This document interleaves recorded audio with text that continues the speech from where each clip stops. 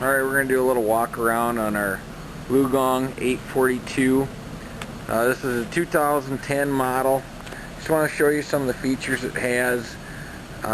One nice thing you can do is open up this door right here on the back of the engine compartment, and you can check the fluids without having to lift the whole hood up. Makes it quick and easy. You can check the fluids right there. That's for the water, and there's the oil, and you can actually add oil there. We'll shut this back up. When you walk around the machine, it's got standard or radial tires. This unit weighs about 35,000 pounds, and it's got 20.5 R25 double coin radial tires on it. Here's your hydraulic tank. You can check the fluids with this sight glass right there on the hydraulic tank. Here's the pins and everything for your center pivot pins. Hoses, they do a nice job keeping everything tucked away. That's your accumulator for the ride control. And then they have central locations for greasing. This is the tool carrier mode. And with the tool carrier mode, you get a quick attach bucket. And the quick attach system is the same as Volvo's. So this will hook right up to a Volvo or JBC equipment. And right there is your third valve. You can take and move that red lever and put some quick couplers on the top of that, and instead of it uncoupling the bucklet, it would be able to run a grapple fork, that type of thing. It's got a bolt-on cutting edge on there. Here's another look of the loader from this side. This is your sensor for your return to dig, so it keeps your bucket level. And as we come around the loader, some other things they do, which on the inside of this loader in here, you probably can't really see very well with this, but there's some ports that you can hook up to check your pressures on your transmission. And these are your accumulators for the pilot control. Nice little handy compartment there. And then they also have a sight gauge right over in here that you can check your transmission level while it's running without even having to pull a dipstick. So that's kind of nice. Fill fuel up, backup alarm, and also there's some wing nuts you can take off, and this is like a real fine kind of screen to help keep items out of the radiator. So you can easily pull that off and clean that, and it keeps debris out of the radiator that way.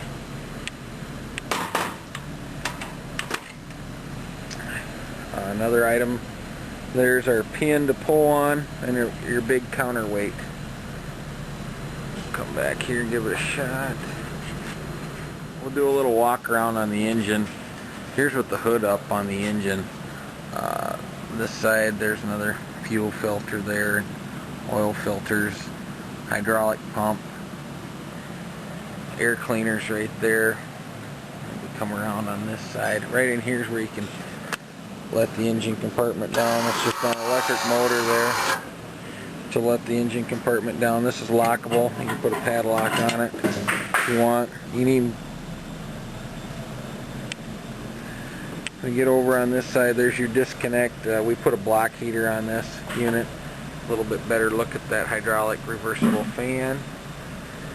And over here with the fuel filter here, your primary fuel filter, this is coming right out of the tank, this line. And then it's got a hand primer pump there too, so in the winter time, if it does gel up, you're able to pump some fuel into it and get it going again. Starter's very accessible. If you need to jump start it, you can jump start right to the starter there. Your alternator is easy to get to. And there's your oil filter, turbo, your condenser for your air conditioner, all that. But pretty much gives you a good idea of what this machine's capable of and what all comes with it. Got some lifting hooks right there for tying it down and stuff on each side. So they did a real nice job with it. It's got a Turbo 2 air cleaner up there. We've been real happy with these loaders. I got about 350 hours on one that we used here at the plant and haven't had a lick of problem with them. This is a quick view of the dash and the controls. Here's all your buttons down here for your lights and some diagnostics. You can push on that and get a diagnostic code for your engine. Up here's your gauges. You got your fuel gauges, your transmission and water temperatures, your RPM, and your speedometer right there. And then there's warning lights that come on for your parking, park lights. This is a transmission engage, disengage light. Over here for buttons, if this had automatic greasing, you'd push that to automatically grease it. Rear window defroster, wipers, beacon, and then your transmission engage, disengage button. And over on this side, your joystick with your shifting levers, forward and reverse. This is for your third valve. To operate that, it's got a little lock on it so you can't move it. You can take that off if you're going to use it for a grapple. Your parking brake. Over here is where you can hook your computer up to it for engine diagnostics. This is your air conditioning and heating. And then this locks your third valve. This is ride control. And this is, I'll shut this fan off.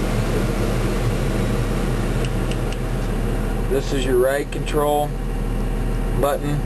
And this is for your fan, to reverse your fan manually or reverse your fan automatically.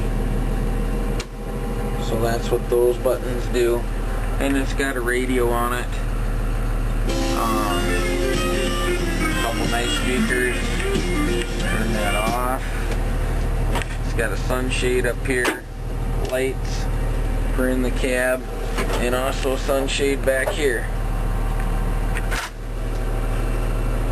A nice big compartment over here for storage, adjustable armrest for your lever there, and over here on this side it's got a big storage area spot you can put a drink in, and it's got a 12-volt cigarette lighter adapter to plug your phone in.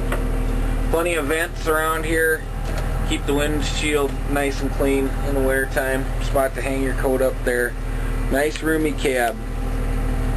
And that's pretty much everything on the loader. Oh, it does also have tilt steering wheel. You can tilt it back and forward, plus you can pull it out towards you too, up or down.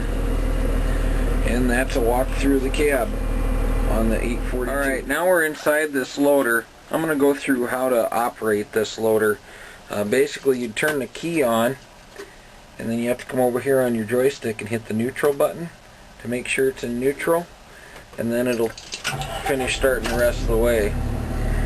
Now what you can do to put it into gear, you have to hold this button right back here with your finger, hold that down and push it in forward. Now it's in gear to go forward. And then you got to take the parking brake off over here too.